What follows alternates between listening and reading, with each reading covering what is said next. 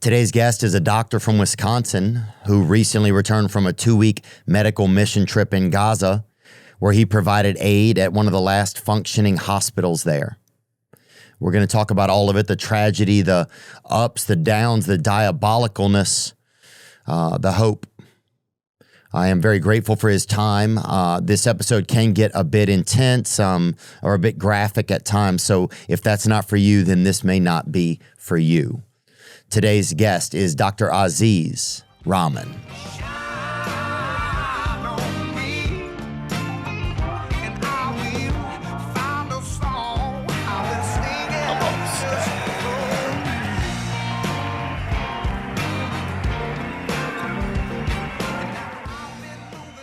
Dr. Rahman, thanks for joining me today, man. Thanks for having me, especially on short notice. Yeah, I appreciate it, man. You, we'll just get right into, you did a service in, you're a doctor? Yes. Okay. And you just did a service in Gaza? And how did they say it there? They say Gaza, Gaza. but you can say Gaza. Okay. I was saying Gaza when I was there. Yeah? Yeah, it worked out. Cool. I came back. What hospital were you stationed at over there? So Nasser Hospital. Okay. You probably heard on the news that it's the last functioning hospital in Gaza, and it truly is. There's other smaller hospitals, but they're really not functioning at a scale of a hospital. And how do you get chosen to go there? You live in Milwaukee, and you doctor out of Milwaukee currently? That's right, yeah. So you go through your own hospital to do it? No, this has nothing to do with my hospital. In fact, I didn't even tell my hospital I was going. You didn't? I just told one of my colleagues. He helped me with my schedule, and I reached out to one of these organizations, and then they reached out back to me when there was a spot available. And they told me, hey, we got this spot available in 2 months. Are you willing to go? And when I got that invitation from them, I was on a plane back to my family, and I was like, man, how am I going to tell my wife, my kids, my mom, my dad? So that's all I was thinking, And landed. The kids were put to sleep, went to my wife, and I was like, hey, let's go have some cup of coffee. And I was like, hey, I have this opportunity. She's like, it's Gaza. And I was like, God, how'd you know? She knew, huh? She knew because, this has been going on for so long. Yeah. And I've been talking about it at work. I've been talking about it with my friends, what I would call and many would call a genocide, even though it hasn't legally been defined. I mean, it hurts, man. I found myself coming home from work, after a good day's work, but just unhappy. I was just like, man, there's kids dying out there, I'm taking care of these adults, with alcoholic cirrhosis, they made these decisions to their liver, for example. Yeah. But these kids, they are innocent, right? And then I come home and see my children running up to me, asking me to play video games with them, watch TV, have some snacks. I'm saying this dichotomy is so hard to reconcile. And so when I got this invitation, it was almost like this opportunity to decompress, if that makes any sense, in the war zone. And it's weird, right? It's like a paradox. Why the hell would you decompress in a war zone? But I almost needed to do something with my hands. And, I'm a proceduralist as a background in medicine, so I like to do things with my hand, right? What does proceduralist mean? Yeah, so I'm an interventional radiologist. Actually was the first interventional radiologist to go to Gaza in the world. And it's one of the newest specialties in medicine where we use image guidance to do basically minimally invasive procedures. Okay. So for example, historically, if you have a big, infection in your stomach, they would incise your abdomen open and drain the infection. So now we could just take a CAT scan and put a drain right through your skin into it. So instead of a 1 hour procedure, it's 5 minutes. Okay. And you don't have to stay in the hospital. You don't have to get sutures. And there's, you can basically take clots out of the arteries of the legs for diabetics. And it's a whole different specialty. It's actually the newest specialty in medicine. I think it was officially credentialed, in 2013 when I was graduating medical school. Okay. Yeah. So you have to tell your wife, she signs off. How long after that are you on a plane to go to Gaza? 2 months later, I'm on a plane to Amman, Jordan. So you're still not, even though I got permission from my family, I have not gotten permission from the authorities that be. And you might ask who that is. So that's Israel. Israel makes all final decisions about who comes in and who comes out. As you know, international journalists are not allowed in. In fact, doctors are healthcare workers are essentially the only people allowed in, and even that is extremely scrutinized. So we had 22 applicants for this 2-week medical mission that we were on, and only 6 of us got in. So you had 22 applicants. What do you mean? That just had applied for it? Yeah, 22 physicians across the world for this 2 weeks were intending to come. And The organization I went with was Rahma Worldwide. They're based in Michigan, and they basically over accept people, knowing that there's about a 75% rejection rate.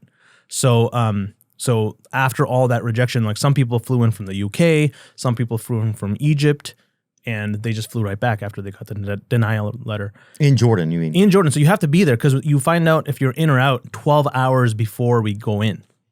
God. So 7 a.m., for example, on a Thursday morning where the bus is waiting for us in front of the hotel, well, you have to be there by 10 p.m. And that's when we get the Excel document that shows us if we're in or out, you know? And so some of you staff don't know until right there in Jordan if you're getting approved or not, like if you made the team. Yeah, that's every physician. Got it. Yeah. So you have to go all the way there, all that, and then you still might not make it? Yeah, even after you get accepted, you still might not make it because now you have to go through Jordanian checkpoint, then you have to go through the Israeli checkpoint, and then after you get through the Israeli checkpoint, then there's a Gaza checkpoint. And so what would be a 3-hour journey if there was no checkpoints takes about 14 to 16 hours. Okay. Yeah. Wow. And does Palestine have a say in who it lets in? Like, is there a Palestinian authority also that you go through? There's no border crossing that you have to go through Palestinian governance that determines if you can go in and out. It's all Israeli and Jordanian. Okay, got it. Yeah. Jordanian just gets you through into the Israeli side. And then Israeli authorities basically, check your bags and, do all your background checks, check your passport, and then they give you a little document saying you can go. So take me through like your first day arriving at the hospital.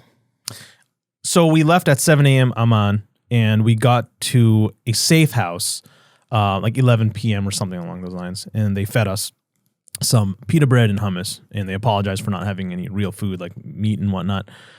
So we didn't actually get to the hospital until the following morning, so Friday morning. Okay. So about 24 hours after we left Amman, Jordan. And or is there like hopes high? Is there like excitement? Like what are some of the energy going on at that point? Are you guys just exhausted? Yeah, so the 6 of us, this was our first time going to Gaza. Some people have been multiple times. Oh, we were excited, man. We were like, we're going to save Gaza. We are going to do it. And it was a fun group. We were all there for the same mission, for the same intentions. I had a 5-month-old baby that I left behind. One of the guys had a 6-month-old baby, and the other guy one-upped us and had like a 2-week-old baby. Oh. And like, dude, what's wrong with you, man? Like, dude, you got to see. It's a little soon to be leaving. It is, right? Yeah. But somehow our wives all let us go, right? So we kind of bonded over that too. Got it. But the energy was high. The energy was high. And how many doctors are at the hospital that you're working at? Oh man, that's tough to answer. Hundreds. Okay. The reason for that is because there's another hospital, major hospital in Khan Yunis called European General Hospital. Okay. And that just got blown to smithereens kind of before June, before we went. And, they were saying there's a Hamas operative in the tunnel. So they basically dropped a bunker buster in front of the European General Hospital and basically shut that down. So all those doctors, all those nurses essentially got shunted to Nasser Hospital. So now there's an overabundance of some doctors at Nasser Hospital. But as we can get into, there is a systemic targeting of specialized physicians in Gaza. So, for example, there's only 2 neurosurgeons, and so there are some specialties that are lacking. And what do you mean a systemic targeting? So, if you look at UN data, about 500 physicians and nurses have been killed. 1,000 have been injured. I think 300 are still in custody. Wow. There's one of the hospital directors. He's a pediatrician, Hussam Abu Safia. He's been in jail since December. No charges against him. In America? No, in Gaza. In Gaza. Yeah. He's a amazing individual. And I think one of the most iconic pictures of him being arrested is he's the last person to leave his hospital because he just wouldn't leave the incubated babies behind. And once they left, then Israel basically said, come walk to the tanks. So he's in his white coat in this like debris-filled Gaza picture, and there's 2 tanks there, and he gets arrested. And he's never seen since then. It's pretty wild, man. The United Nations Human Rights Office issued a statement on July 16th, 2025, providing data and details regarding the killing of medical professionals in Gaza. Look at since 2023. Gaza's Ministry of Health reports that at least 1,581 health workers have been killed in Gaza since October 7th, 2023. Oh my God. Yeah. I mean, healthcare workers in America are probably like the most sacred specialty in society, right? Like, I'm not trying to put myself on a pedestal, but I respect my physician. Right. Like, if my primary care doctor is taking care of me, I'm going to respect that guy, So this was a risky choice for you to make to go. It was, and that I actually wrote some letters to my kids before I left. I was like, I don't know if I'm coming back. I had the hope I would come back. But, anything could have happened. Yeah, I mean, look at those numbers. Yeah, I mean, that's... Yeah. I mean, realistically, they're targeting Gazan doctors, Palestinian doctors. Mm-hmm. I don't think they would want to target an international, especially American physician. That's just such a PR nightmare. But has it happened before? Absolutely. Look in the West Bank. They just killed an American kid from Florida on vacation there. Another was the Al Jazeera reporter. They sniped and she died on the spot. Well, Israel's whole country is a PR nightmare right now, it seems like. So I wouldn't put anything past them right now, I don't think. But I just feel like it's very brave of you to go. Are you guys sleeping at the hospital, or what's like... Yeah, so there's an international doctor's lounge basically on the top floor, and all the doctors from the different NGOs kind of sleep in this one area. Mm-hmm. Whether you're from America or UK or Australia, whatever.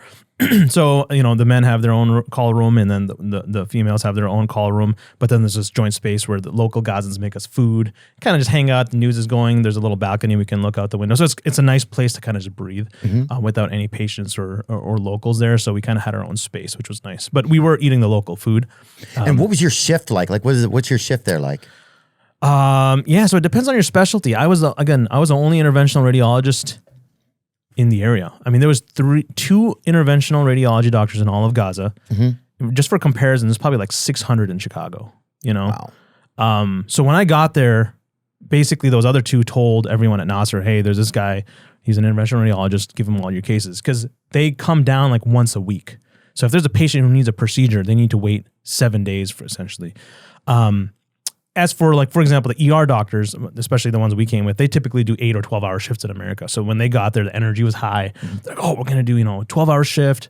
And then the locals just laughed. They're like, no, you're not. You're going to do a 4-hour shift because you're not going to make it more than that.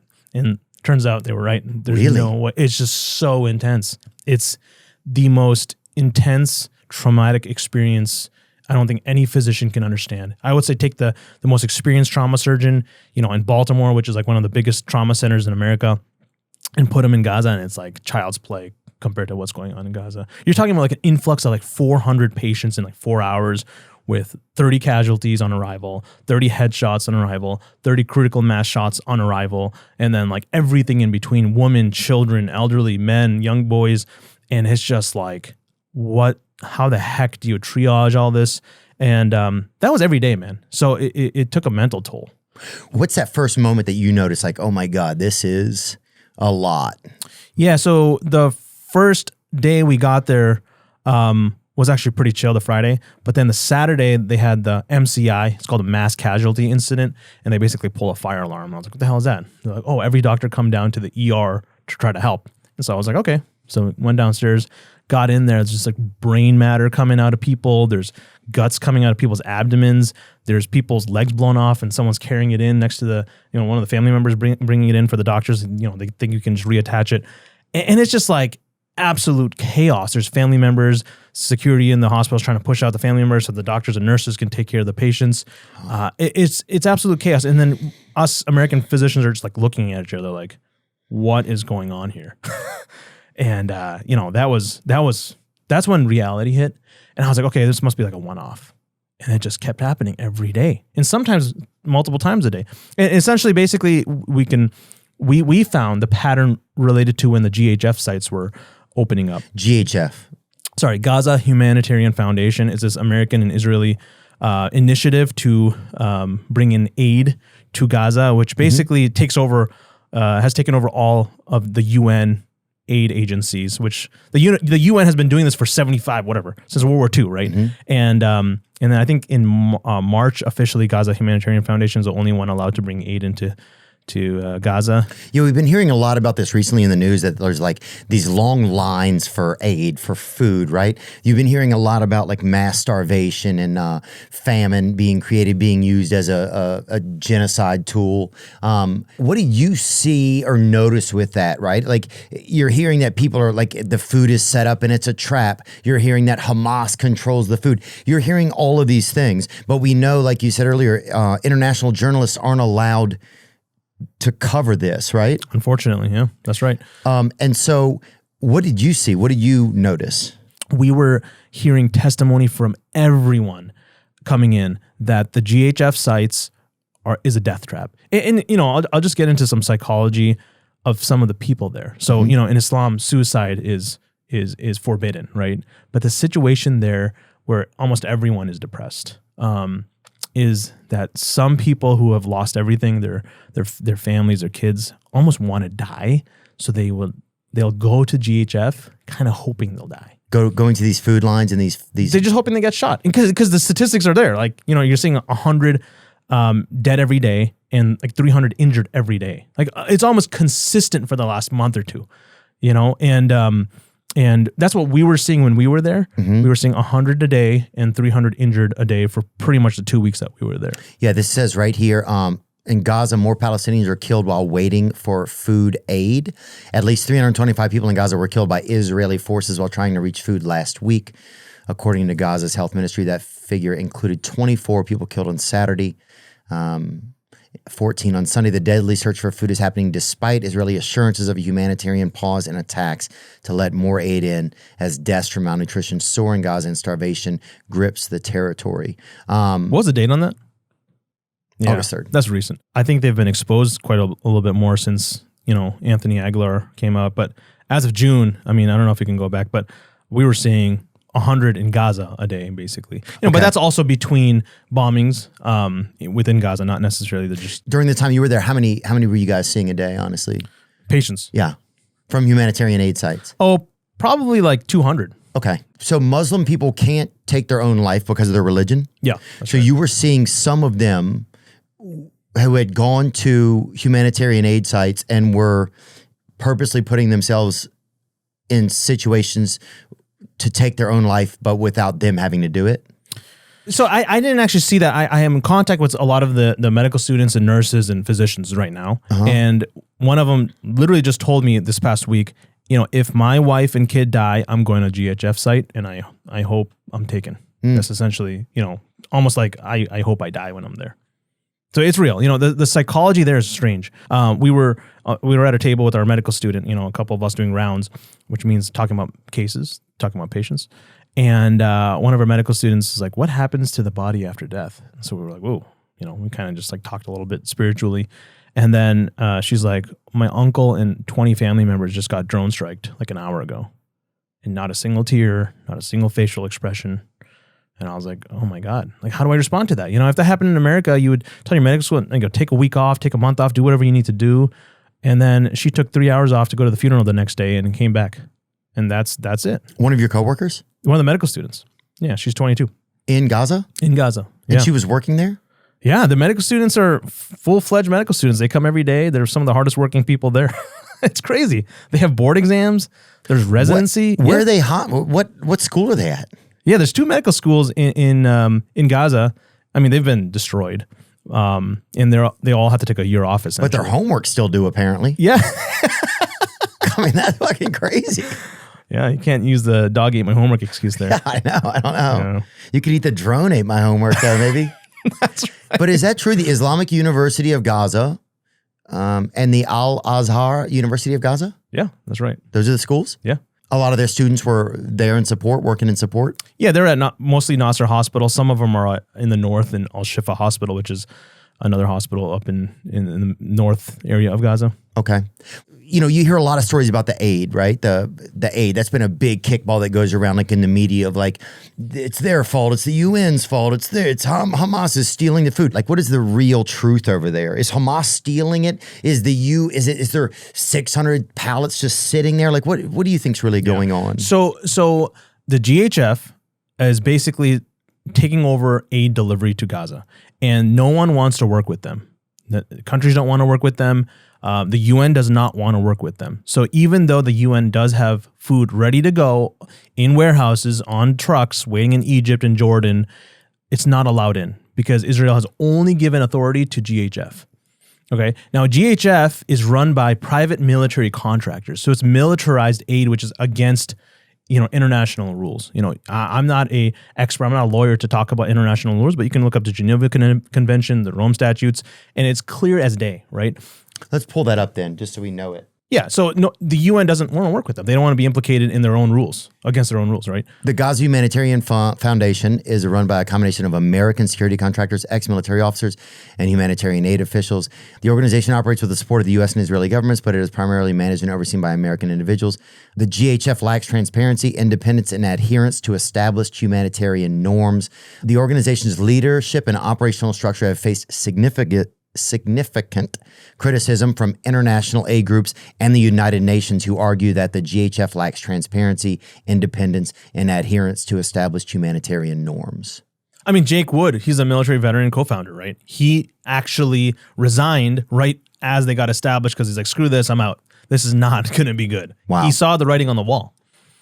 And he started it. And props to him. Yeah. You know? Wow, he'd be interesting to talk to probably, huh? Yeah. Wow. I'd like to hear what he has to say. Yeah, me too. Okay, but you asked me. You asked me. I feel like I didn't really answer you yet. I lost 15 pounds when I was there. Every one of us 6 physicians lost a lot of weight. I have one of those smart scales at home. Before Gaza, after Gaza. It's like this graph that just goes straight down, which is awesome for me because I came back in 2 weeks and now I'm slimmer. But for them, it's indefinite. They've been doing this for months. They have, hypovitaminosis. They don't have enough energy. They have, anemia from no iron, no protein. Women can't breastfeed. They deliver a baby and there's no milk. There's no formula coming in. That's banned. I got confiscated by some of the doctors who were trying to bring it in.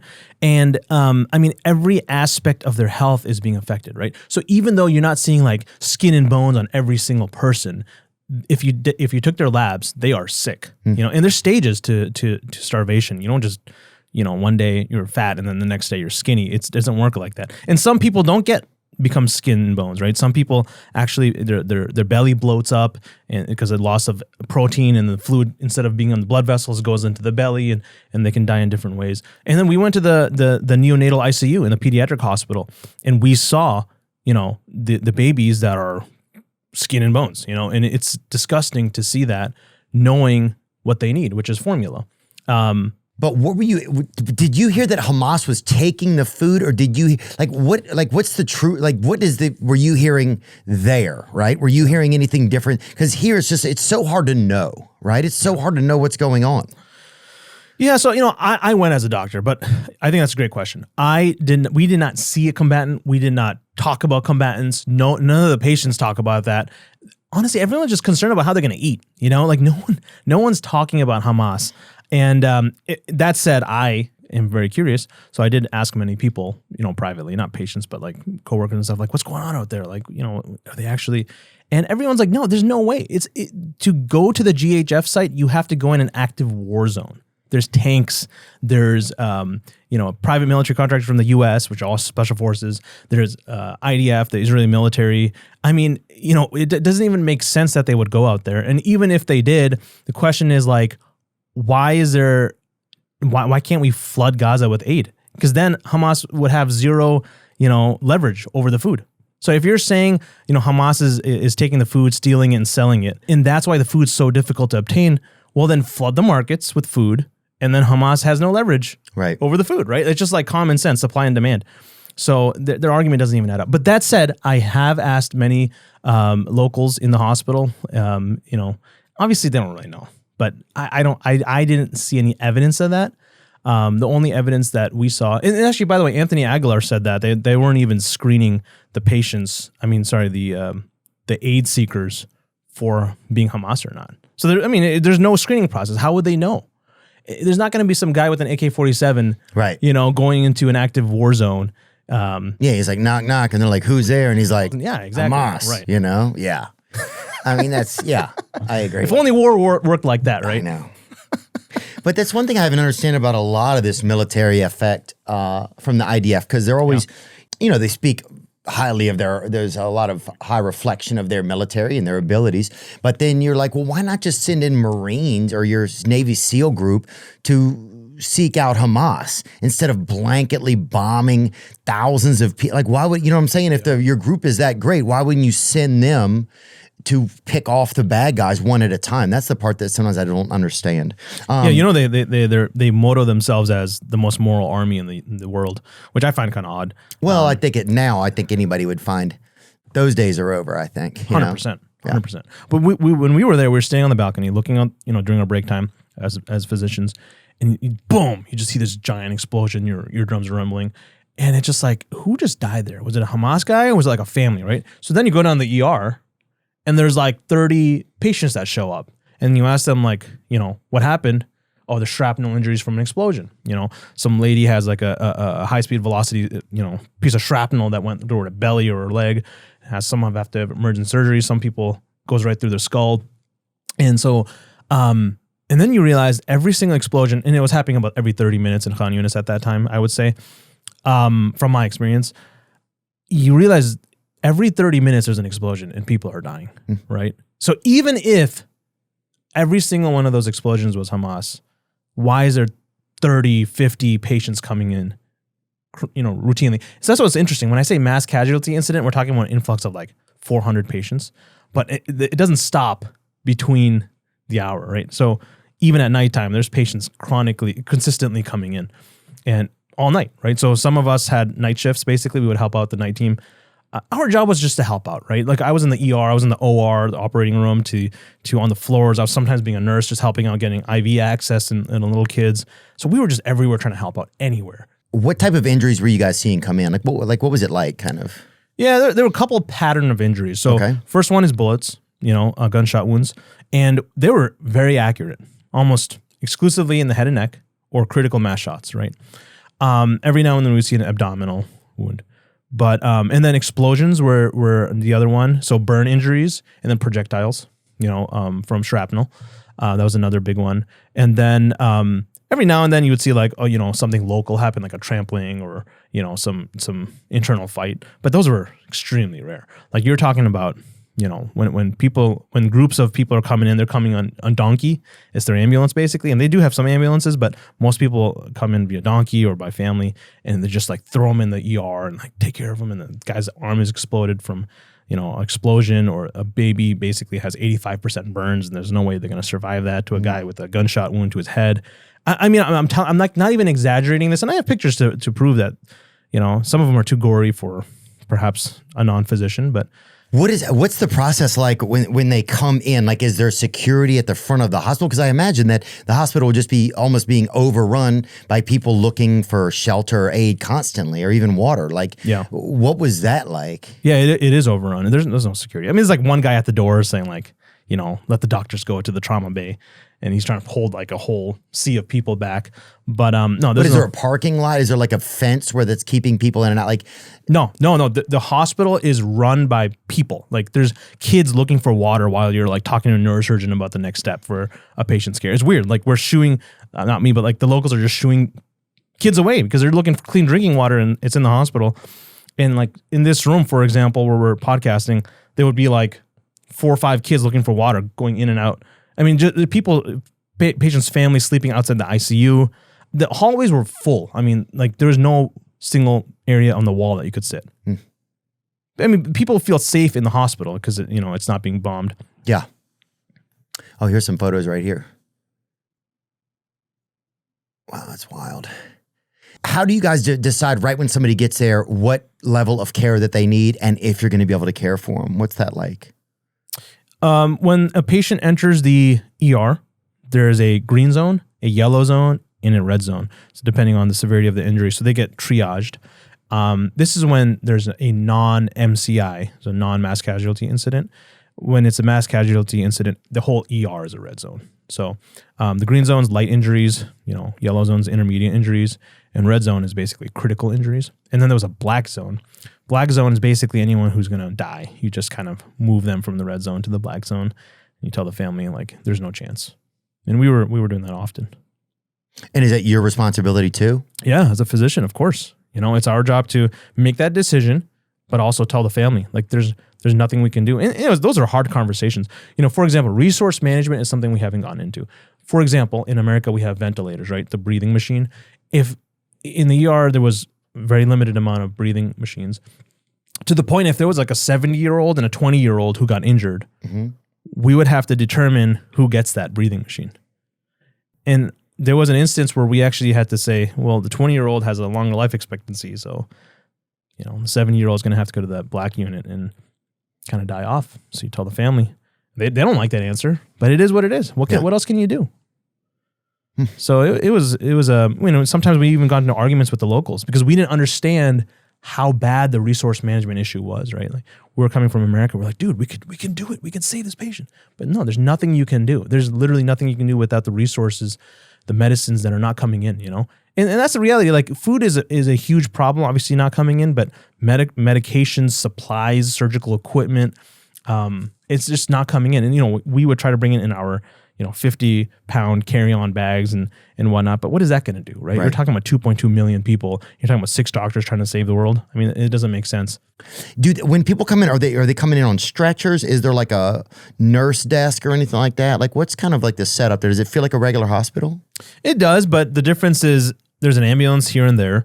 But majority of patients are coming in on donkey carts and private vehicle, which is like they stuff like 4 or 5 bodies in the back of the car, and then families are just holding their loved ones and just running inside through the double doors and plopping the patient down wherever they can find them. Sometimes in the wrong area, then they have to pick them up and move them to the critical area versus the green area I was talking about before, and it's chaos like that, right? But yeah, when the traumas come in, it's just it's people running all over the place. It's not as much organization as you would imagine in an American hospital. Is there enough blood, like for blood donors and blood draw, like that sort of thing? Yeah, so sometimes it runs out. Sometimes Israel allows a mass donation from the West Bank, for example, to come in. We physicians are encouraged to give our blood upon leaving, so we don't get too fatigued when we first get there. It's at the end that they encourage us to give. If someone is dying, can they still take blood from them to save it and give it to someone else? Yeah, I don't know if that's a standard protocol there. I don't think that's established protocol. Is that even possible? Like, is that a... Yeah, it's possible. But it's kind of an interesting concept. Like, hey, you're dying. Let me just take some of your blood. But I guess in an emergency, that could be done.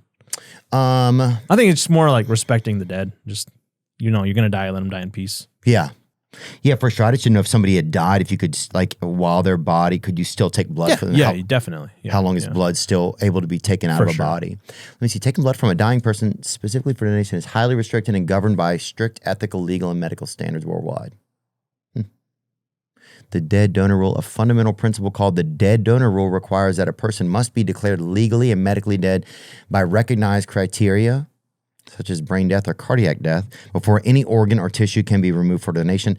Blood banks and medical organizations do not take blood from dying patients for donations, and this would violate ethical and legal norms. Okay. I mean, that also applies to any country that is not going through a genocide. Yeah, that's what I'm saying. So that's what I'm saying. Like, the rules might be a little bit different there. Like Al-Shifa Hospital in the north, like I said, yeah, they are sometimes using flashlights to do procedures, and they are having power outages all the time. And they are having to do amputations without sedatives. That is an issue, and that's because Nasser Hospital is like the last tertiary care, as we call it, the main hospital, and it's just getting all the resources because there's just not enough. You need to have this hospital. Yeah, that's Al-Shifa Hospital. Remember when this first started? This was attacked, and there was a huge argument. Oh, was it the IDF, the Israeli military, or was it Hamas? And oh my God, it was such a big deal. Do you remember that? And then since then, pretty much every hospital in Gaza has been bombed. Yeah. Do you think that that's Hamas doing that? No, absolutely not. What did you guys do with the deceased? What's... So when we declared someone dead, it would be the family's responsibility to do all the transportation and all the administrative stuff. So we would just pronounce them dead, and then it would be the family's responsibility to take that body to the morgue, which is like maybe 100 meters away, like a football field away, and then the Ministry of Health would process the body, document what happens, and then they would pray on it and then bury it the same day. So maybe an hour or two, all that happens. But it was an assembly line, like. Patient coming in ER, dead, morgue, prayer, funeral, and just constant. Like throughout the day, you're just looking out the window and that's all you see. Were you guys able to go to the morgue at all? I did, yeah. One day, and I have some pictures of that. There's like it was a mass casualty. There was like 15 bodies just lined up. Some of them were kids, pretty much all headshots. This was from the GHF site actually, and I was so disgusted. I actually took a video when I was there. Yeah, that right one right there. It was disgusting. I mean, I have never experienced anything like that, and I purposely went there during that time because I was like, I want to feel what the locals are feeling. Like I'm in the ER or I'm in the hospital. You know, I want to actually feel what these people. And so you hear the wailing of the woman when they find out their loved one has died. They actually have this gazebo right there in Nasser Hospital. And that's where they put the dead bodies that have not, families have not identified the bodies yet. So every now and then you see the family members going into gazebo, looking at like these 10 bodies, opening up the zipper, looking at the face, if they can even like, you know, put the face together. And then you just hear a shriek. It's like, man, that's freaky. God. Yeah. That's crazy, man. That's crazy in the word. I don't even know what to say. It was one thing to declare a patient dead, but it's another thing to feel the family's pain and see them preying on it and kind of going through that grieving process.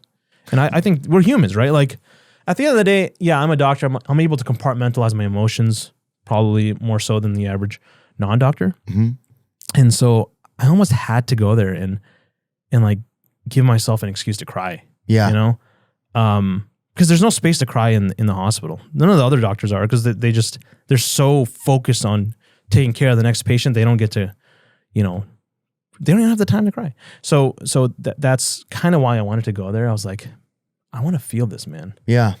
Oh, I think it's part of like, I mean, there's times where I'm saying my prayers and stuff and I feel bad that I'm able to, you know, say prayers in like a safe space and know that they're, you know, that somebody's saying prayers into something that feels like nothing is going to hear those, you know, and still it's like all that they have, or maybe all that they have. That is do. all they have. And I think it's like, yeah, you feel bad that you can't be there to feel some of that pain, and not like maybe sometimes I think like, well, there's only so much pain. And so if everybody was there and took a little bit of it, then it would be, you know what I'm saying? Like it would be, and I don't know if that's true. I don't know if that's even quantifiable, but yeah, I mean, there's times you feel bad about, you know, there's times you feel bad about not being somewhere when something's horrible because you're like, because you know that somebody else has to be there. I don't know. I think it helps to grieve in a group. Yes. If that's kind of what you're saying. You know, there were times like it was insane. We declared a patient dead. The family members turn around and they say, "Are you guys from America?" And we're like, "Yeah." And he's like, "Thank you so much for coming here." And dude, it's like your relative just died and he's thanking us. And he's like, you know, you guys are taking your safety, your time, your families to come here and take care of us. Like, you know, we're really honored. And it was just like the most heartwarming thing. And we didn't go there, you know, to have feel good stories like that. But I mean, just the gratitude we experienced when we were there was incredible. Wow. Yeah. Yeah. Do you think that people there feel like no one cares? Yeah, absolutely. And to the point, I asked many people before I left, I was like, what do you want me to do? You know, and everyone basically says like, don't stop talking. Like just speak about us as much as you can. And then the other thing, which I found really humbling, was tell people that we are humans. Like that's the little demand that they expect of the world. Yeah, like, did you forget that we're humans or something? Like, it must seem like that. Well, some bad piece of information must got out there that we're not even human. That's fucking gross. So I have been to Israel, by the way, back in 2020, and you see, I've never been there. I've been late on my rent though. You know what I'm saying? And I've fielded a few emails, you know. So, yeah. Well, you're paying their tax. We're paying our taxes to them, so your money's going there, but you haven't been there. I think that's the tough part for a lot of people is understanding why we're funding this. I don't understand why Israel would do this. I don't understand why that they would do it. I feel bad even for my Jewish friends who are having to navigate this pain. One of my friends the other day was saying, man, it's wild because, you know, he's like, most of my life I've known, and you learn that, you know, just through like Jewish teachings and stuff, and that, you know, this horrible thing happened to us, this Holocaust, this thing happened to us in the past, and like how we'll fight back and this kind of thing. And then now you're you have ancestors and stuff, or your history is associated with the thing doing that. And it's like, he's like, it's an odd time to navigate that, like, inside of myself. And I can understand I can understand him when he was sharing some of that. Like, I don't know, life's scary, and it's scary for humans to be regular people at the whim of what their governments choose and what, like, these, I just don't understand. I don't even understand the ambition that someone would have that would end in mass murder. You know, I don't even think it makes sense. Well, they say the awkward part out loud. If you listen to the government speeches, they were saying, we want to acquire this land. And, you know, listen to Mersheimer on Tucker Carlson. He talks about this. He says they want that land, and the way to do it is kick out all the Palestinians. And if they can't, which they are not able to because, you know, the Rafa border is closed, is kill them all, right? And so they're just trying to figure out how to do this. And I think it's probably not economically feasible to just kill everyone, you know? So now they're trying to create these humanitarian cities in Rafa. Have you heard about this? Oh my God, look this up. Humanitarian city in Rafa is basically a concentration camp where they're allowed in, but they're not allowed out unless they want to voluntarily migrate out of Gaza. So this came out like 2 weeks ago. And this was a Israeli... The so-called humanitarian city in Rafa refers to a controversial Israeli proposal to relocate large numbers of displaced Palestinians from across Gaza into a designated area in southern Gaza near the border with Egypt. The plan, promoted by IDF Israel cats, envisioned relocating initially around 600,000 people into heavily controlled camps or encampments in Rafa. Israel officially described it as a humanitarian measure for civilian protection and possible future immigration. God, it sounds I mean, eerily familiar. Come on. Well, here's the thing, man. And people like, I've had people say, man, well, why do you talk about this stuff sometimes about Gaza and that sort of thing? All you ever heard growing up from all these movies, all this stuff was like you couldn't even go to the bookstore at the airport with half the fucking books are about the Holocaust. You know, it's like, we get it, dude, you know? Yeah. But it was chiseled into your brain. Yeah. And people are always like, well, I can't believe the people right outside of concentration camps never said anything, never sounded an alarm, never even whistled loudly. Right. So I'm like, motherfucker, what do you, if, you know what I'm saying? Like, if you see a fucking genocide, you know what I'm saying? You gotta say it. Gotta say it. And if you're not saying it, that's fucking crazy. That's crazy to not be saying it, especially when you've been taught all your life, you're supposed to say it. So fuck that, man. Anybody that has I'm sorry if there's and there's other genocides happening. And yeah, I don't know about a lot of them, but I want to learn about them. You know, I've just talked to a genocide professor the other day that lives in England, and I'd like to go and interview him to learn more about it, you know, but I'm sorry if I'm late to the genocide game, but also I don't want to be any later to it, you know, like, I don't know. Let's just get back into what we're talking about. Are there any particular moments that really stood out to you during your tenure there as like providing care? Like things where you're like, man, this is like an intense side of conflict or of war or of violence. Yeah, one story that really sticks out is this 30-year-old pregnant lady, 15-week-old baby in her uterus comes in with trauma, and her blood pressure's dropping. She clearly has some internal bleeding going on. We put the fetal heart tones on the baby to see if their heart rate's going. No fetal heart tones. So we emergently take her up to the emergency operating room. We open up the uterus and extract the fetus, and it's essentially a bullet shot through the uterus, through the neck of the fetus. And just to see that was, I don't think a human is expected to see that, you know? Like there's fetal demise, you know, fetal death from various medical causes, but you don't see a exploded fetus with blood coming out of the neck. That was probably the most disgusting thing I've ever seen. And so the fact that she went from almost having a baby in a couple months to never being able to have a baby again because they had to take the uterus out is one of the most tragic things for a woman, especially, right? Like, especially in Gaza, where one of the biggest honors is to have children and you know, bring up the next generation. And to know that female, even though she survived, will never have a child again, you know, really hit me hard, especially because I just had a 5-month-old waiting for me at home. And that was hard to. I'm still thinking about that, you know. But to paradox that, I had a really amazing story, which, you know, if you don't mind, I'll share. And this is brother Amir, and he's a 15-year-old that shows up to the emergency department. You know, I don't see his face. I'm just focusing on his blood pressure, which is like almost nothing. And so we're putting an ultrasound on his heart, and there's blood around his heart, so his heart can't beat because there's just too much blood. So we put this tube emergently into his heart and relieve the pressure, and his blood pressure spikes back up again. He's still unconscious. 2 days later, the doctor who was taking care of him brings him to me. And he's like, "Do you know who this is?" I was like, "I have no idea. I never saw his face." And he's like, "I don't know. Is that your child?" And he's like, "No." I'm like, "Look at him." And I was like, "I have no idea." And so he asked the kid to like lift up his shirt, and I see the scar where I put the tube in.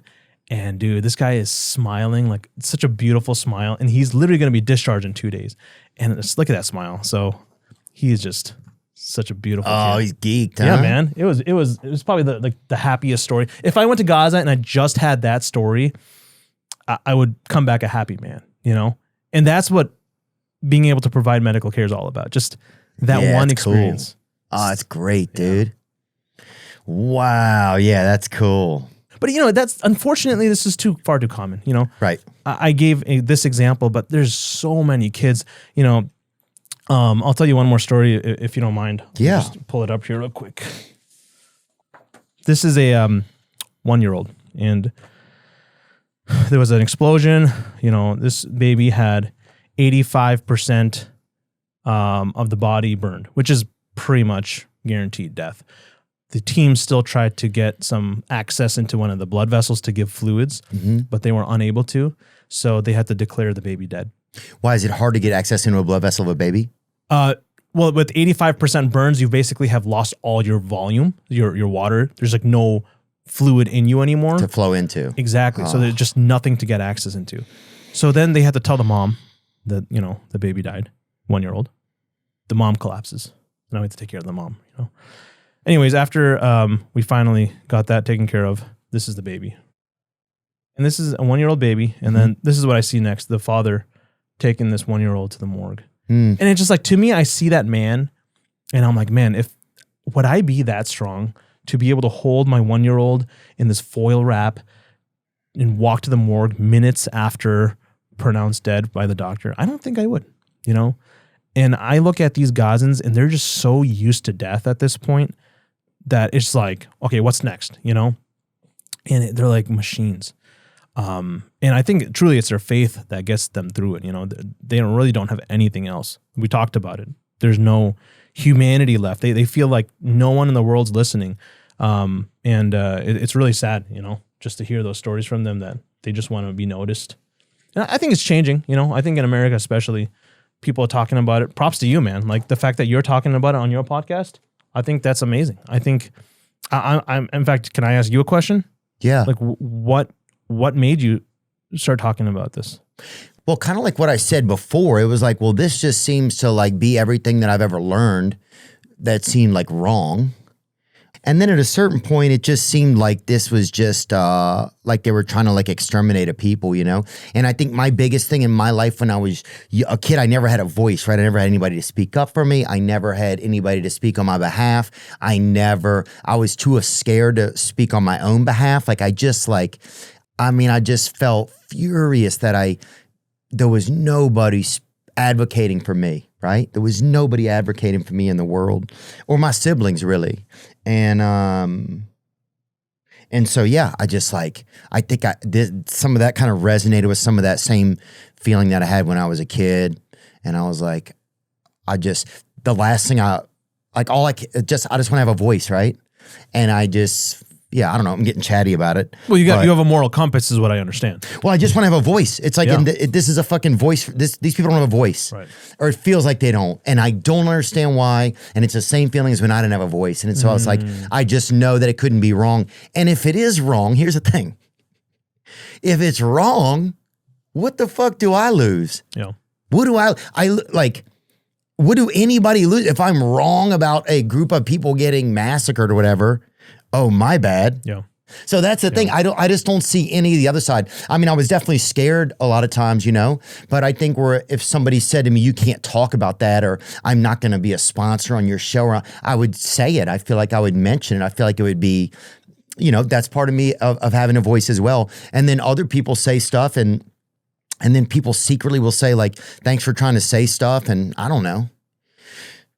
I don't know, man. But it just fucking made me so angry. I just don't understand. And why are we still doing this shit?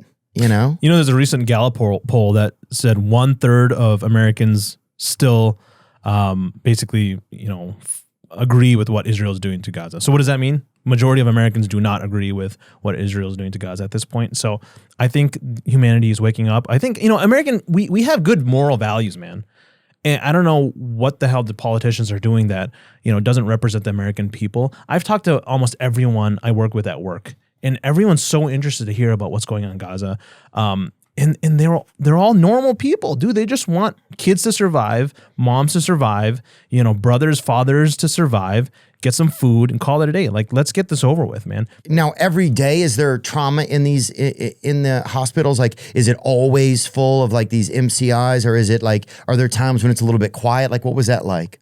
It's not always MCIs, but there's always trauma coming here and there. There are some times when it's quiet, but the hospital is always jam-packed with trauma patients. So for example, it's a 250-bed hospital officially, which is a small community hospital that probably has 1,000 patients in there, and they're almost all trauma patients. So for example, chronic care is completely forgotten about, right?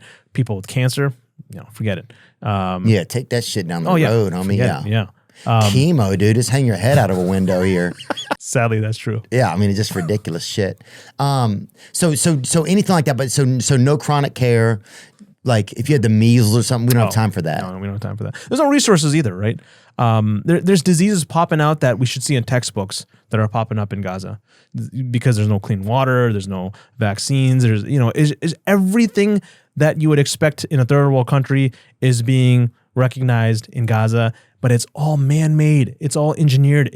Every solution is like 30 minutes away at the border, just not being allowed in by Israel. Whether it's Egypt or Jordan, it's there. It's just not able to come in.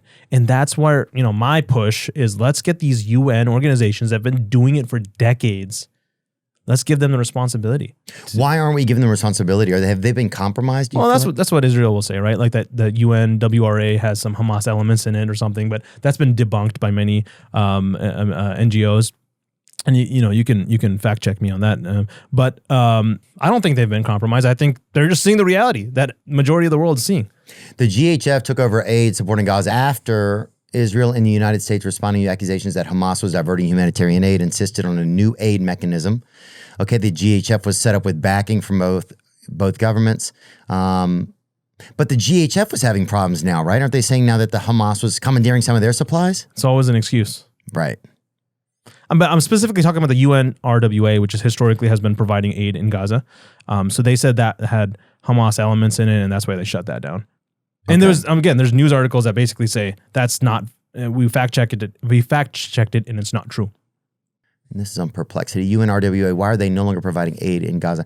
UNRWA is no longer providing aid in Gaza primarily due to a combination of Israeli government bans on its operation in the area and major donor suspensions following Israeli allegations that a small number of UNRWA employees participated in the October 7th, 2023 Hamas attacks. Okay.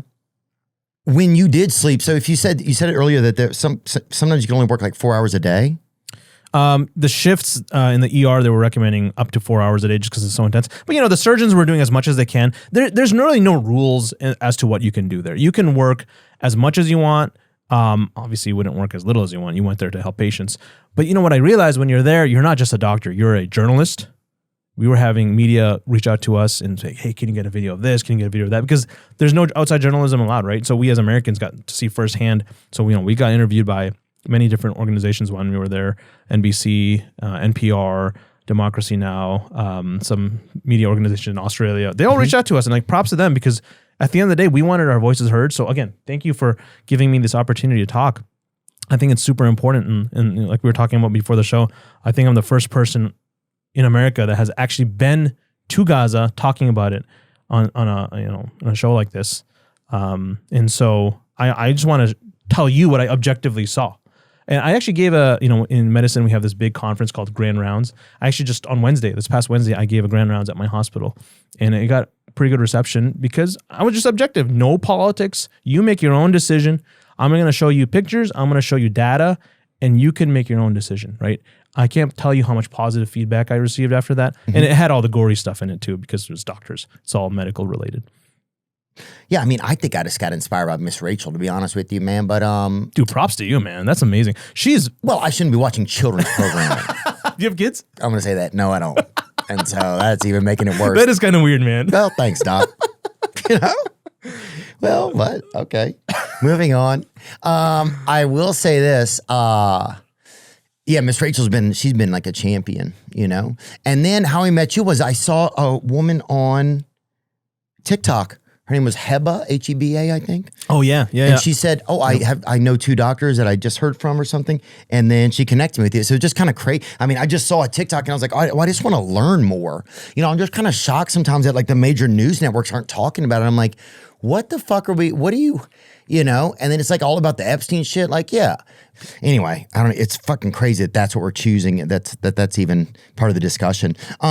What were situations like with children there and providing care to children? Like, what was the realities of that? Like, were you able to like save any, like keep them from the gore? Like, was there, because usually, a lot of times there's like children's hospitals and there's hospitals and then there's places for kids, right? It's a little bit different and less severe. What was that like there? So there was a kids hospital, but it wasn't the trauma hospital. So all the kids trauma still came to Nasser Hospital. They're right next to each other. And so we were seeing all the kid trauma as well. And the kid trauma was different, man. Just so, difficult to see and experience. It was difficult to process, difficult to treat, difficult to talk to the family members with these children. I mean, you're seeing kids as young as 1, sometimes infants, but majority of them are like, young boys, young girls, and it just, why? Like, we asked, I love to hear people's stories, right? So I asked this one girl, like, what were you doing through the family? Because I don't speak Arabic, so we were using translators. And she's like, I was just sitting in my tent reading the Quran, which is like the holy book, like reading the Bible, right? And this quadcopter just shot through the tent, and here I am, and there's some weirdness going on when a bullet goes from up to down, like people usually get shot from forward to back, right? Yeah. From up to down and sitting in a tent is very strange. So, there's some people who are suspicious about quadcopters shooting middle of tents, which is in the green zone, the safe zone where civilians live. But it's almost every day we are hearing of civilians, girls, boys being shot by quadcopters. I haven't seen one myself, but I wasn't out there, right? I was in the hospital. When you said quadcopter, what do you mean by that? Well, this is kind of interesting. So they're basically these drones that have been engineered to shoot. It has like an assault rifle on them, remotely activated. It's like a kind of a drone, so to speak. Mm-hmm. Does it look like that kind of? I haven't seen one. Oh, you haven't? They say if you see one, you're probably going to get shot. Granted, we're American, but we weren't allowed to go there anyways. But could you hear drones ever? Oh, yeah. Oh, 24/7, there's drone buzzing over you. Really? Yeah. They say they know where everyone is. They're watching everyone's face. It's probably some crazy AI stuff. I mean, honestly, I think they probably have everyone's phone, tracked. We are connecting to the Israeli towers too. So it's like they know where we are. Yeah, there's a company called Palantir I know that I believe, see if you can bring that up, that I believe had which I believe is helping with some of the drone AI work over in Gaza. Palantir allegedly enables Israel AI targeting in Gaza, raising concerns over war crimes. Earlier this month, and this says allegedly, saw a continuation of that effort with the targeting of 3 well-marked or fully approved aid vehicles belonging to World Central Kitchen, killing their 7 occupants and ensuring that the food would never reach those dying of starvation. The targeting was precise, placing missiles dead center in the aid agency's rooftop logos. Israel, however, said it was simply a mistake, similar to the mistaken killings of nearly 200 other aid workers in just a matter of months. Such horrendous mistakes are hard to understand considering the enormous amount of advanced targeting AI hardware and software provided to the Israeli military and spy agencies, some of it by one American company in particular, Palantir Technologies. We stand with Israel, the Denver-based company said in posts on X and LinkedIn. The board of directors of Palantir will be gathering in Tel Aviv next week for its first meeting of the new year. So when was this? April 2024. Oh, so this is... I remember that. So there was a... This is a while back. there was an Israeli website, 972 Mag, that actually called this out. So it's Israeli information. I think it's Project Lavender. And there's a mission where the AI basically gets permission to kill a Hamas commander if there's like 300 collateral damage. Mm-hmm. And then if it's going to go over 300 civilians, then there's an operation that gets activated called like Daddy's Home, where it waits for that Hamas guy to go home and just shoots the entire family. It's just crazy. Like the fact that this is completely normalized now. And I think this is experimental. I think this is what's going to, the future is going to have everything to do with what we're saying here. I agree with you. Go back to that first article. The project involves selling the ministry an artificial intelligence platform that uses reams of classified intelligence reports to make life or death determinations about which target to attack. In an understatement several years ago, Karp admitted our product is used on occasion to kill people, the morality of which he himself occasionally questions. I have asked myself, if I were younger at college, would I be protesting me? Yeah, and this is allegedly. This is just stuff that I'm reading from an article here. What website is this? This is Business and Human Rights Resource Center. What's wild is that this is the same company that's now has a contract to operate in America. Palantir lands $10 billion Army software and data contract. So Palantir has linked a contract with the U.S. Army worth up to $10 billion to meet growing warfare demands over the next decade. As part of the deal, Palantir will help the military streamline efficiencies while preparing for threats, consolidating 75 total contracts into one enterprise deal. The agreement creates a comprehensive framework for the Army's future software and data needs.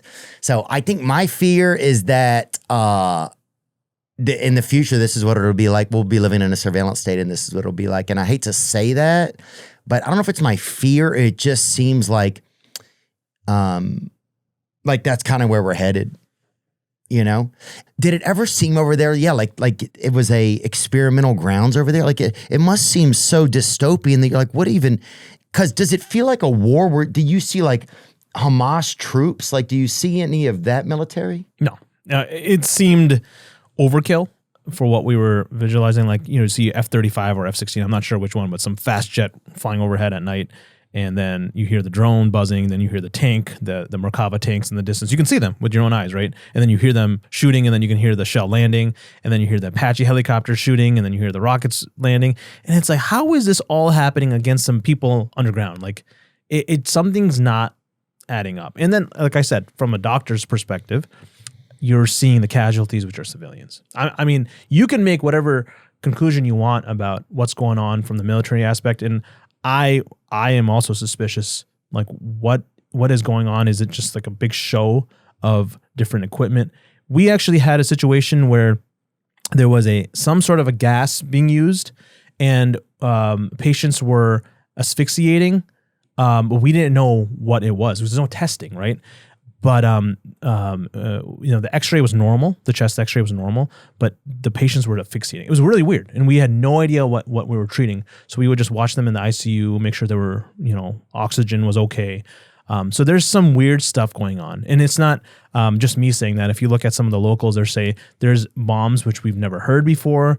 There's explosions that we've never seen before. One time we saw this bomb that's like a shotgun bomb that explodes into thousands of pellets and just disfigures the body. It doesn't penetrate as deeply, but it just completely disfigures the body. And it's just like, man, like what is going on? There's such a variety of different things from a military point of view going on. And I'm just seeing the results of it in the ER from, again, kids, women, children, elderly, handicapped people. And something doesn't add up. Yeah. Yeah, I think that's the feeling it gets even. It's like, what's happening? And then the weird thing too is like, we're seeing this, right? Like just on TikTok, social media, you're seeing video. It's like, well, does nobody even care anymore if that's happening? Like, are we becoming like immune to it? Is that happening just to put videos out to make people immune to a massacre? Like, I don't understand. Like, it starts to make, because then I start wondering, am I part of some experiment, you know? And I don't know. I just don't even understand it. But then it does start to make you believe in pure evil, because you're like, well, what else would do something like this? Yeah, there's actually this interview with Theo with some, I think some pastor who's asking him, like, you know, when the Antichrist comes, what kind of technology you think he's going to be using? And then he's like, oh, I think Greta Thunberg, you know, I think that she's going to develop the technology for the Antichrist. And then the pastor's like, well, you're developing this like defense company that has all this technology. Don't you think maybe the Antichrist would be using your company? He's like, no, I don't see that. you gotta watch really? It. It's awesome. Let me see it. It's awesome. Pull it up. This is my very specific question for you, right? Is that you're an investor in AI. You're deeply invested in Palantir, in military technology, in technologies of surveillance, in technologies of warfare, and so on, right? And it just seems to me that when you tell me a story about the Antichrist coming to power and using the fear of technological change to sort of impose order on the world, I feel like that Antichrist would maybe be using the tools that you were building, right? Like, wouldn't the Antichrist be like, great, you know, we're not going to have any more technological progress, but I really like what Palantir has done so far, right? Yeah, I mean, isn't that a concern? Wouldn't that be the irony of history would be that the man publicly worrying about the Antichrist accidentally hastens his or her arrival? There are all these different scenarios. I obviously don't think that that's what I'm doing. I mean, to be clear, I don't think that's what you're doing either. I'm just interested in how you get to a world willing to submit to permanent authoritarian rule. Well, but Doesn't have an answer. But again, there are these different gradations of this we can describe. But is this so preposterous, what I've just told you, as a broad account of the stagnation that the entire world has submitted for 50 years to peace and safetyism? This is 1 Thessalonians 5:3. The slogan of the Antichrist is peace and safety, and we've submitted. I mean, and you know what? It's scary to be alive, but at the same time, it's like, this is where you are. This is where we are. And most people just want to take care of their families, you know? They just want to get home and get their kids safe and get them fed, you know? And, yeah. What's their relationship to Hamas? Do you feel any relationship to Hamas and the people? Did you see, like, did you perform any surgeries on any Hamas military? What was that like there? I mean, I did not see any combatants. We don't know who's a combatant or not. But no, I did not treat any Hamas. I did ask the local people, like, what are your thoughts about Hamas? And, you know, at the end of the day, I would say some of them support them. Some of them don't. At the end of the day, they're a political entity in Gaza. They were democratically elected, I think, back in the 2000s. You're going to have every type of opinion on that. Just like in America, you know, you have different political factions. And so over there, it's a political faction. Obviously, in America, they're considered a terrorist organization, but locally, they're not, right? So, but yeah, just to answer your question, no, I did not see any or treat any obvious combatants. Yeah, I was just curious if you see any of their military guys over there. Yeah, I don't. You know, I thought about that when I was there. I don't think they're stupid enough to come to the hospital because they know that drone is watching. Oh, you know, and I don't think they would risk the hospital being bombed. But granted, Israel has done that to other hospitals already. Yeah. I think it's intentional systemic collapse of the healthcare system, and it's perfect. You know, right now we're talking about famine, but this famine is not random. Like, it was engineered. It starts months ago, right? Your body doesn't starve overnight. It takes 3 or 4 months for all your calories to go away, your glycogen storage in your liver, then your body starts eating the muscles, then your body starts eating your bones. It takes months for that to happen. And now we're seeing the last stage of starvation for the first set of people, it's just going to get logarithmically, exponentially worse until we reverse this. And even when we reverse it, it's not like you just feed some starving person some chicken or a steak and they suddenly become good. Or some nuggets or something. Well, it's a refeeding syndrome. So it's a problem of electrolytes. You need to have some pretty specialized nutritionists there in Gaza alongside with the doctors, alongside with the aid. And we're at a point of no return. Unless things change immediately, I'm very scared what's going to happen next. Is that true? You really believe that? I'm very, unfortunately, pessimistic the way we're seeing our government respond to what's happening there. Oh, for sure. I'm surprised because America's supposed to be the one to help, right? And it's like usually you see something bad and you think, oh, America will help. And the people want to help. That's right. The people want to help. That's why it's like I hope that those people know that we don't support that kind of stuff. We don't support or I feel like we've always been taught not to support that sort of cruelty. Yeah. And that's, I think that's one thing is just, but then also throughout time, governments have, people have always had to sit in the shadow of their government and wish it wasn't as dark, I think. But I wish I could speak to Trump. I mean, as a physician, maybe a group of physicians can go talk to him personally, 10 minutes, just tell him what we saw and, hey, man, can you just flood Gaza with aid? I mean, is that really too much to ask for? But how does he not know that, I wonder? He knows that. He admitted it. I don't know why he doesn't. He's like, why are you working with Israel? You're more powerful than Israel. Just go there and decide, wait, we're flooding aid. That's it. He has a right to do that. I mean, America's the most powerful nation in the world, right? We all know that. Militarily, economically. I mean, Trump basically says what he wants and he gets it, right? I don't know why there's something about Israel that is holding him back. Yeah. Yeah, I don't know. I don't know. I think that's like some stuff out of our grade of understanding sometimes. And I think it's like that at different levels. I just think we don't know. And then it's like, are we all like, I don't know. It starts to feel like you're on a damn game show or something. It starts to feel, and I can't even imagine what it feels like if you're in the game. Like if you're, trapped, you feel like you're trapped in an experimental land.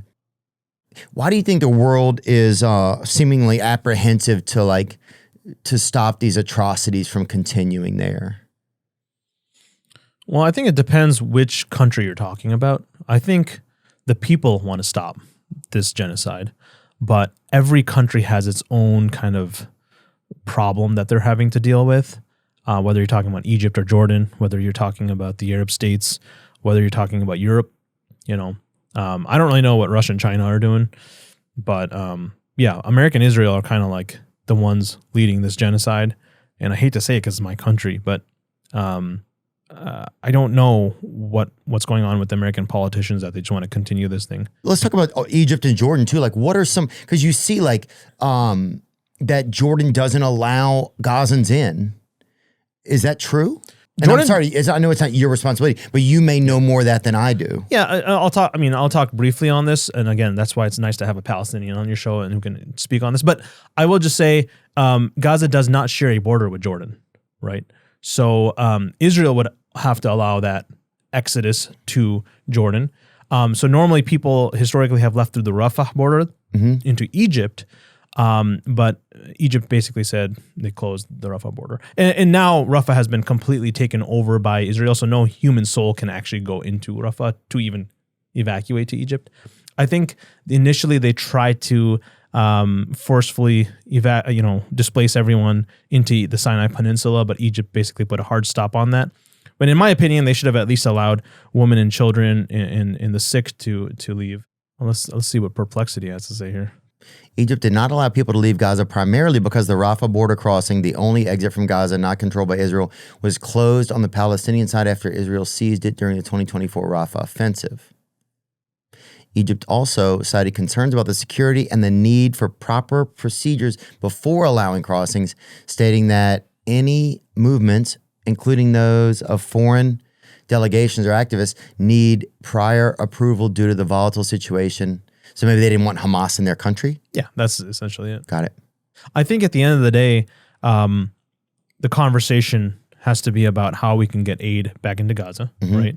And, push our politicians and President Trump to, kind of use his power and leverage over Netanyahu and say, well, you are allowing aid in no matter what.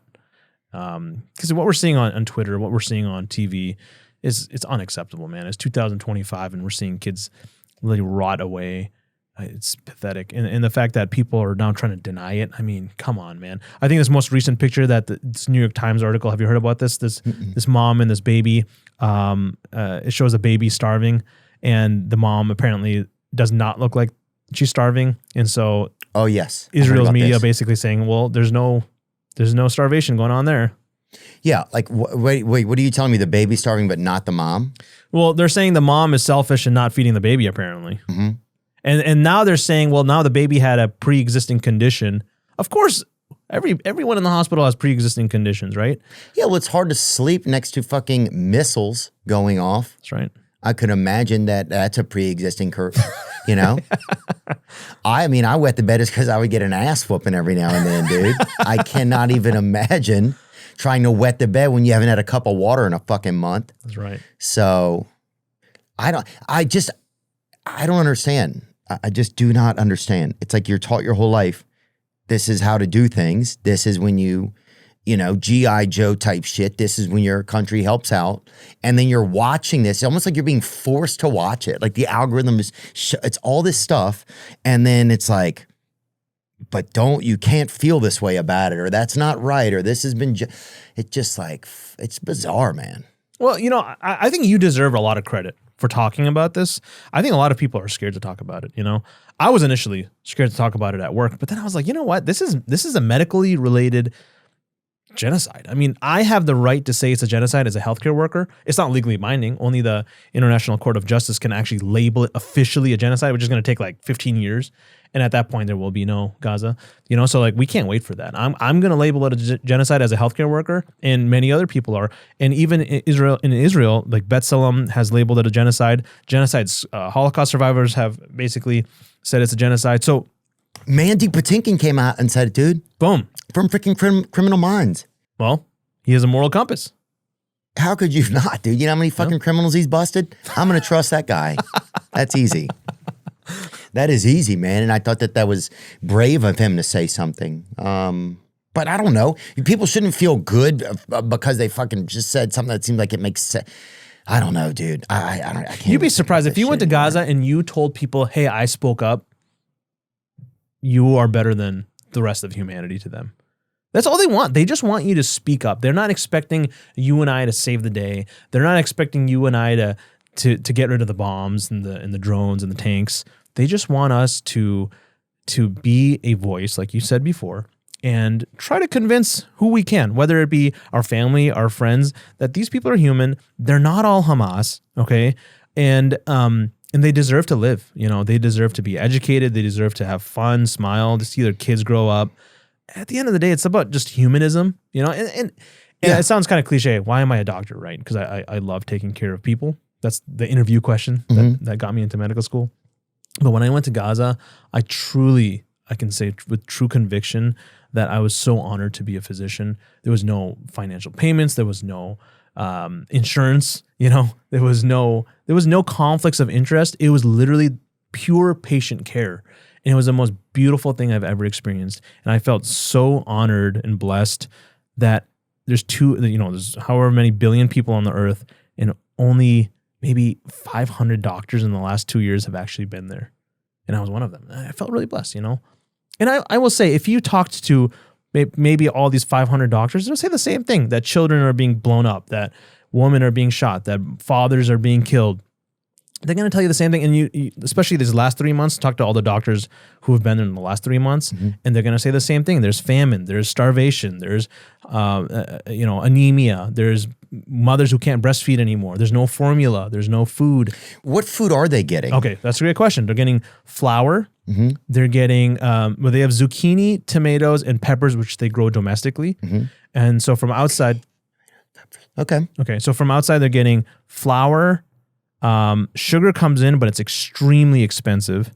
And they used to have rice, but it's basically flour and chickpeas now. Okay. Beans, flour, and chickpeas. Okay. And where do they buy it from? Is there a shop or something? Yeah. So they have markets, which is this tent with food. And unfortunately, the inflation there is serious. So for example, I think tomatoes have gone up like 3,000% in the last few months. Or before this conflict to now, it's like 3,000%. I have a chart which I'll share with you. And it was in my grand rounds that I was talking about.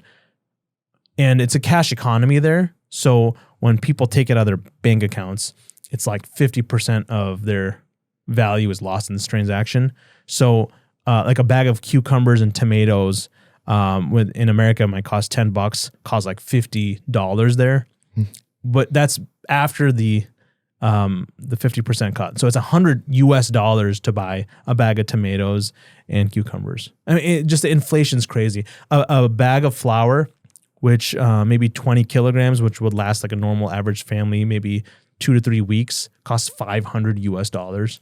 It's not possible, right? So people are going to the GHF sites because they can't afford that. Right. So they have to go there to get food. The poor in Gaza cannot afford that. Who is selling food at those prices? Like, is it Hamas or no? No, it's not Hamas. It's gangs inside of Gaza. So that's a whole different conversation. If you want to get into, we can talk about it. I'd love to talk about that. So the gangs are a whole different problem in Gaza. So I think what the Israeli military realized is they just can't do the job that they were intending to do. They can't destroy Hamas. So they have employed a new methodology where they have basically taken people in Gaza who hate Hamas, so ex-prisoners that were probably in Gaza before, and employed them. So they basically drop these little bombs that shoot out little eSIMs and say, hey, call us if you want to work with us. SIM cards, you mean? Yeah, SIM cards. That's what I meant. Okay.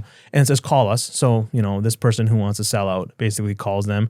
Hey, we'll protect your family. We're going to make sure your family's happy. We're going to give you some money. We'll make sure we'll never bomb you, etc. Right? Is that true? I mean, I'm telling you what I was told. Okay. Abu Shabab is this main gang leader. Okay. He actually, there's news articles about him. Yeah, Yasser Abu Shabab. He works with the IDF. And so his gang basically gets first dibs on the aid coming in. So he and his gang steal the aid, and then they go to the market and sell at super high prices. And you might think, oh, this is like an internal Gazan problem, but it's not. It's all engineered by the Israeli army. Okay, here's what it says here. Organized gangs often tied to large families or clans and sometimes involved in pre-war smuggling or petty crime have become the principal forces controlling the trade and distribution of food. Notably, an armed group called the Popular Forces, led by Yasser Abu Shabab, is active in southern Gaza. This group, described as a criminal gang by aid workers and analysts, is widely accused of looting aid trucks and charging protection bribes to traders. Abu Shabab's group has been linked to the theft and resale of aid, and some reports allege it operates openly under Israeli military control. So that's just alleged, but... Yeah, it's alleged, but, I will say, if you go to Gaza with a gun, guess what's going to happen? What? You get drone striked, right? These guys are walking on the streets with their guns. And not getting drone striked. Yeah, we were in the hospital looking outside, and there's you just hear this AK-47. And I asked the locals, I was like, I thought you can't have a gun in Gaza. And they're like, you can't. And I was like, so how is that guy shooting a gun openly in the air, trying to get everyone away from the aid?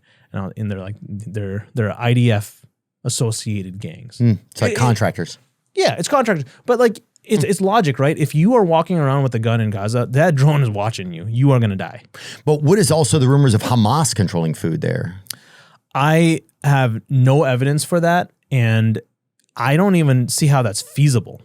I mean, how are they going to loot the trucks when that drone is watching? That surveillance drone is watching every single move of everyone in Gaza. So tell me that you walk outside, you can hear the drone? Oh yeah, it's just buzzing over you 24/7. How many are there, do you think?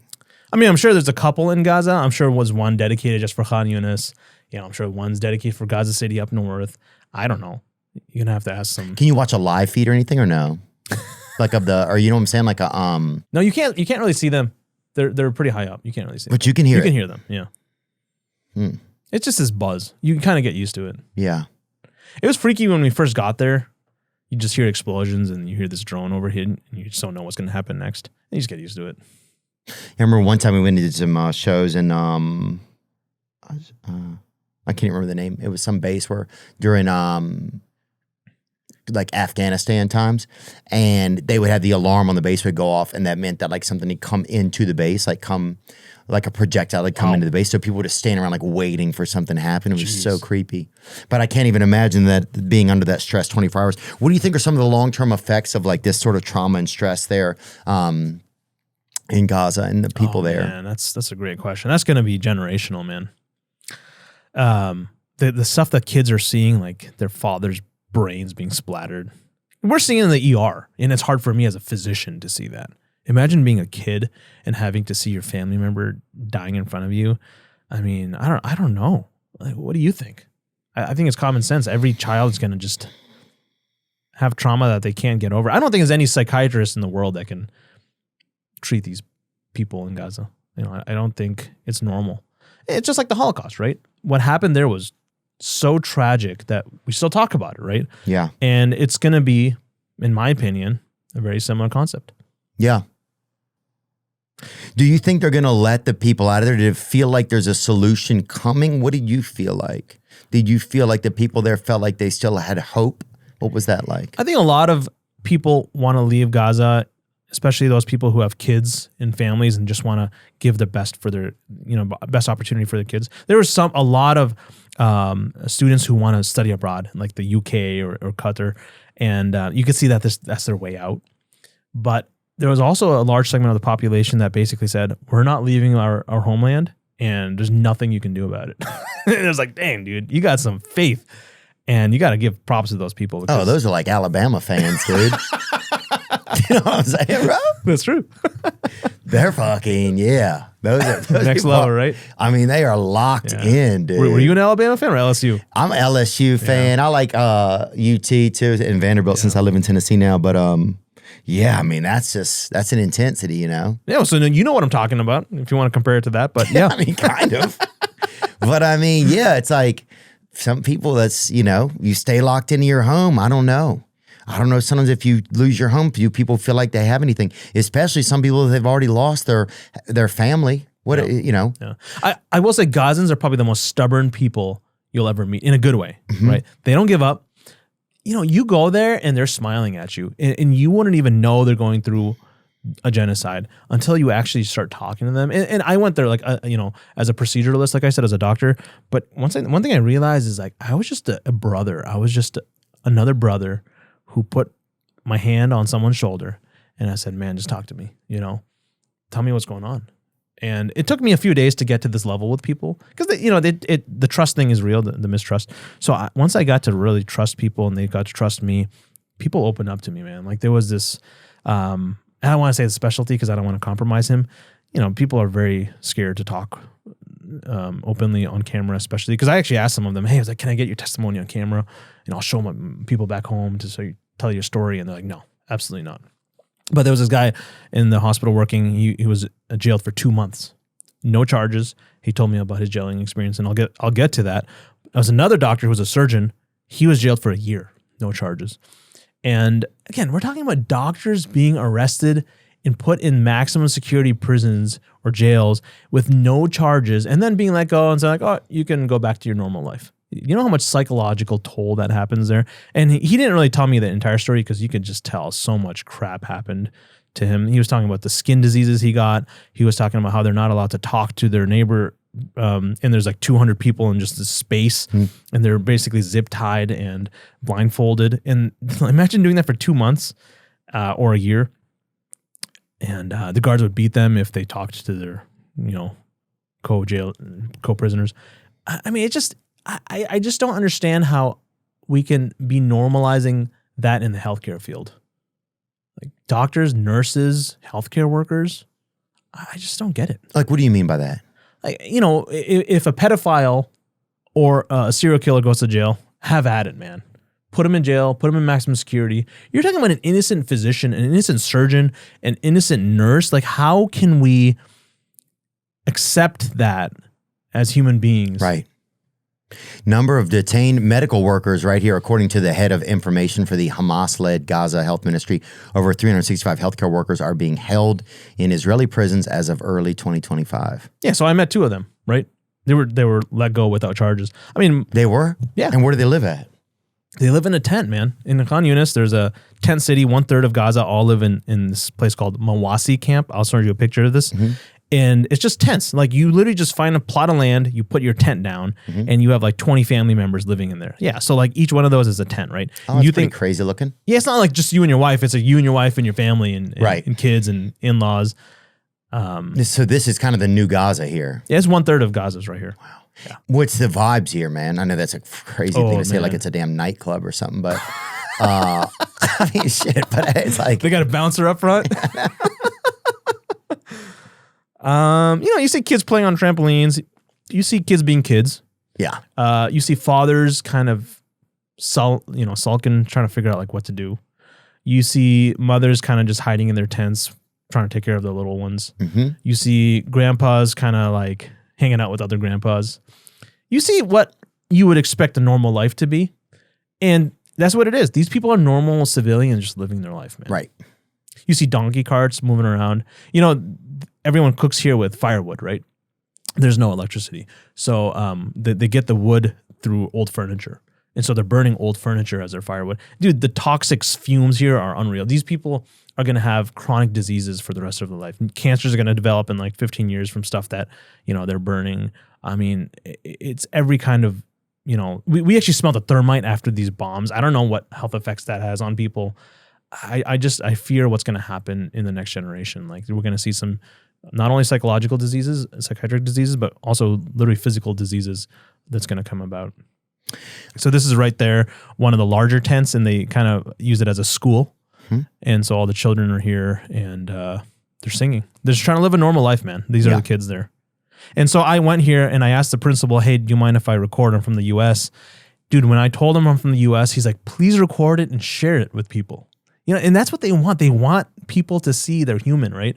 And so I started recording this, and you'll notice I abruptly cut it off because I just couldn't handle it.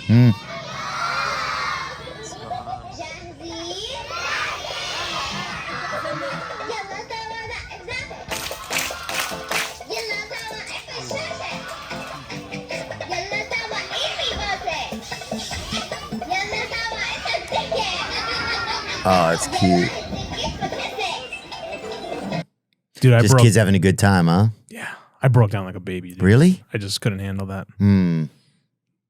Why? Because it's just such a contradiction. Like, what were some of the feelings you were having? Dude, you see all the kids being destroyed in the trauma bay, and you realize that's the people that are being bombed.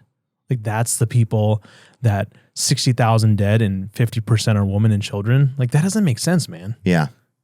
I have kids at home that age. Yeah. And to see them trying to enjoy life in the setting of bombs going off in the background and quadcopters and drones and tanks, it's like they're just singing. They're just kids, man. They're just normal human beings that look different, that talk different, and somehow they're the targets. Yeah. It hurts. Yeah. I mean, the fact that like, I don't know. I just feel like nothing is making sense some days. But yeah, kids should not have to feel that way. I mean, I'll say for the third time, because I can't thank you enough. Just keep talking, man. And I'm not saying make this the reason for your podcast, but just here and there, if you know someone that's willing to talk about what's going on over there. Yeah, come for the humor, stay for the genocide. I think that's. I'm just joking, but it's like look. I learned from police officers in moments of trauma, sometimes you have to step outside and laugh, That's right. You have to step outside and laugh. And to your point, the Gazans laugh, they smile, they have a good time. They know their situation is hell. It's just terrible, right? But they somehow find humanity within themselves and around them enough to enjoy whatever life they have left. So props to you for laughing, because you need to. We're human at the end of the day. We can only handle so much stress and trauma, right? And I do want to say that is like, I mean, right now I'm in a space where I do work for myself pretty much, or for our listeners, And so, yeah, I don't think there's any real like kudos to me. I mean, some of those thoughts are nice, but I'm in a position where I can kind of speak up, and you're in a position where you can say just what you saw or what you heard. And it's really just what I feel. It's like, I don't fucking know.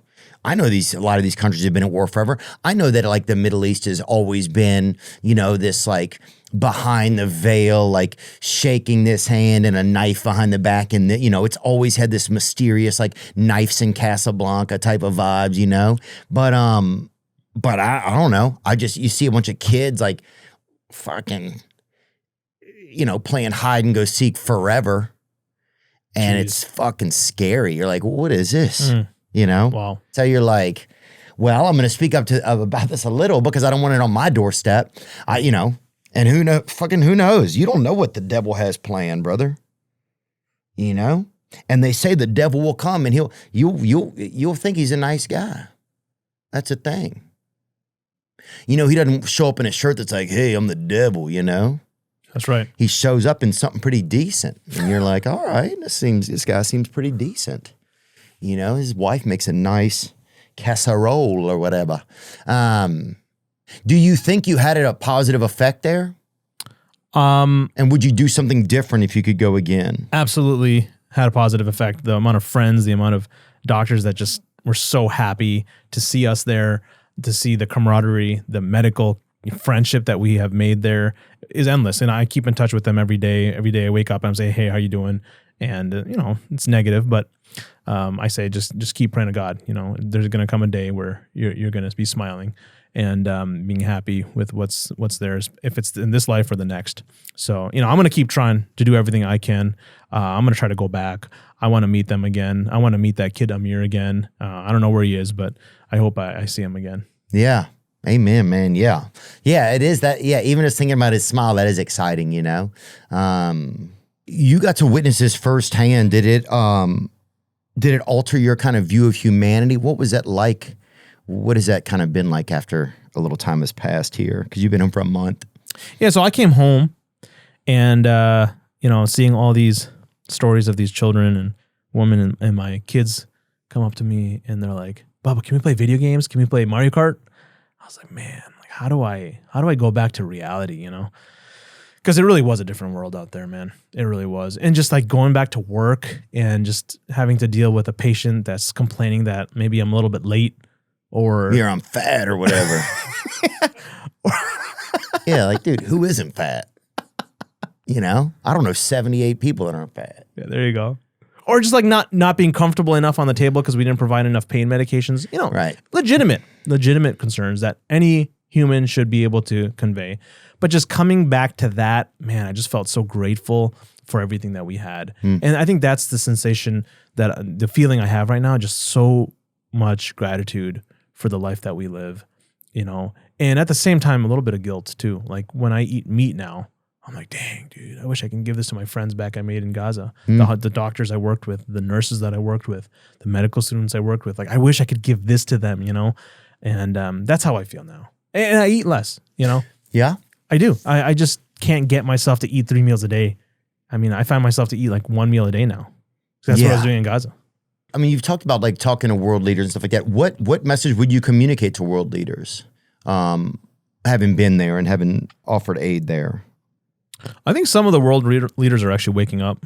Canada, France, Spain, they're all willing to recognize a Palestinian state, which, should be obvious. I mean, I don't know why Trump can't recognize that humans require dignity and honor and food and water. So I really wish, I feel like Trump has it in him. He needs to be convinced by the right group of people. And I feel like doctors are decent people. That's why I wish I could communicate this with them.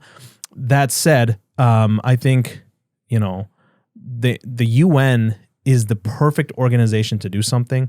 The Security Council has convened about 5 times about a permanent ceasefire, and they have the military capability of doing something, imposing that ceasefire. And all 5 times the US has basically said no. Every other country has said yes. So it's really the US. I mean, it really is the US that's preventing the UN from doing their job. Prior to this, in early June 2025, the UN Security Council attempted to pass a similar resolution for a permanent ceasefire in Gaza, but it was vetoed by the United States, despite 14 out of 15 council members voting in favor. So we're the ones holding it up. Oh, yeah. Man, that's unreal. And that's binding. So that's binding on every country that's part of the UN has to abide by that. So if America approved that, it would be a game changer.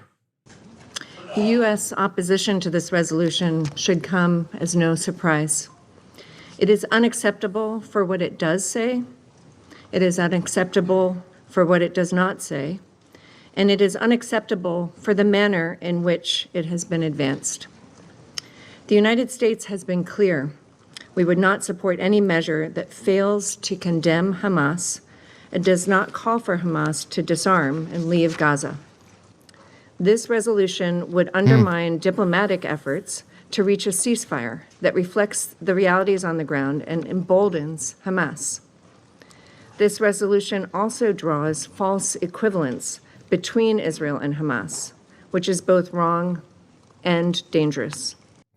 There you go. Well, and I don't know what the specifics of that resolution were either, but the fact that 14 countries... We're talking about the 14 biggest countries, by the right. way. We're not talking about like Mauritania. Yeah, or Myanmar or whatever. And shout out to the Myanmars out there. Or Myanmars. I don't want to freaking go hard R on them. Dr. Rahman, thank you so much for coming on, man. I appreciate it. Well, I appreciate you bringing me here and thanks giving for your me an service. opportunity to talk. And yeah, man, I really have to shout out to you for being brave about this and talking about this. This is obviously difficult to hear these stories, and it's not normal to hear that brains are coming out of people's heads and being shot in the head so routinely, but it is what it is. We saw it, and I would like to share it. And I apologize to the audience if this was too gruesome or grotesque, but it is what it is. Yeah, I think that's the truth, man. This is where we are, you know? Well, thank you so much again, brother, and travel safe back to Milwaukee, and yeah, just keep praying, man. Absolutely. Never stop. Never will stop. Now I'm just floating on the breeze, and I feel I'm falling like these leaves. I must be cornerstone. Oh, but when I reach that ground, I'll share this peace of mind I found. I can feel it in my bones, but it's gonna take